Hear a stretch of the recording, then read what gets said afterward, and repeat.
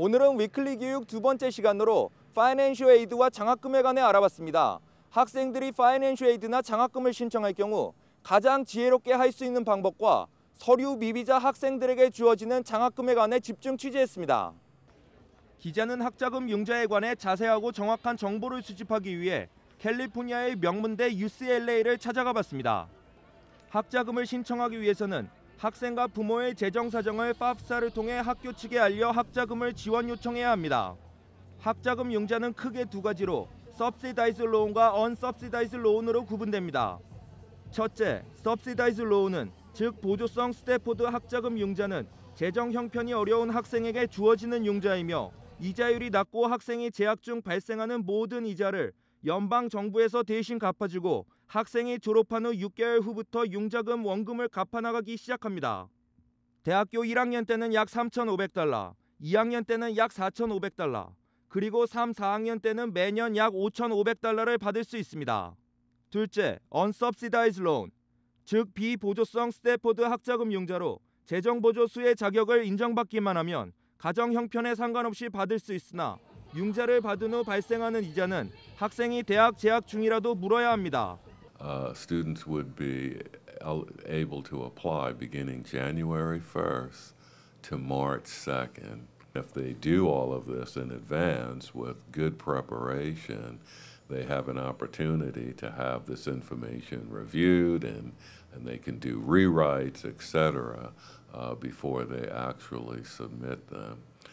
융자 한도 금액은 1학년과 2학년 때 매년 약 $4,000, 3과 4학년 때는 매년 $5,000를 빌릴 수 있습니다. 마지막으로 플러스 학자금은 학생이 받은 재정 보조금으로도 학비가 충당되지 않을 경우 부모에게 주어지는 혜택입니다.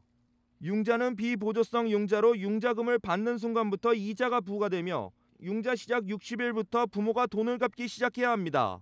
다른 개인 융자와 달리 담보가 필요 없지만 부모의 신용점수 심사를 거쳐야 합니다. 매년 정부가 제공하는 학자금 융자 금액은 매년 $1,700억 달하고 학생들은 매년 90%에 달하는 학자금에 신청하고 있습니다. If a student fills out the application beyond the deadline, other forms of assistance such as state and university assistance will not be available to the student.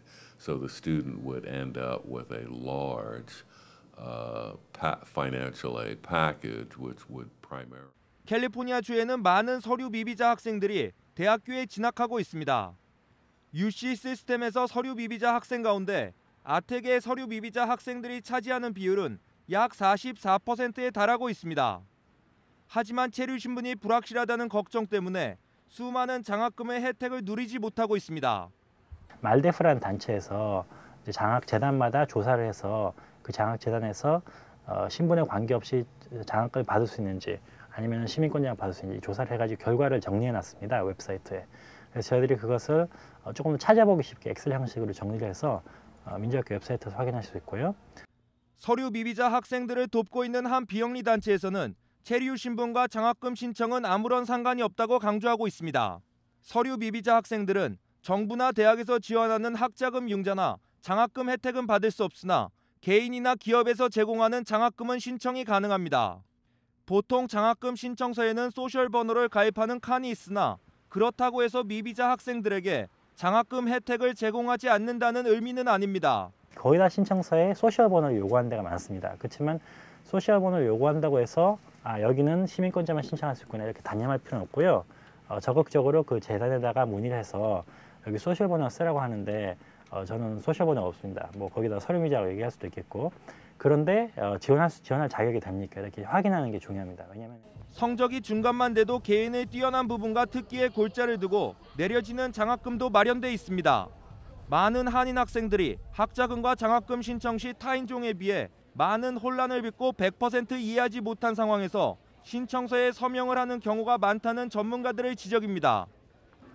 학생들이 파이낸셜 에이드나 장학금을 신청할 경우 충분한 시간을 두고 준비해 본인에게 가장 적합한 학금을 파악하는 것이 중요하다는 전문가들의 조언입니다.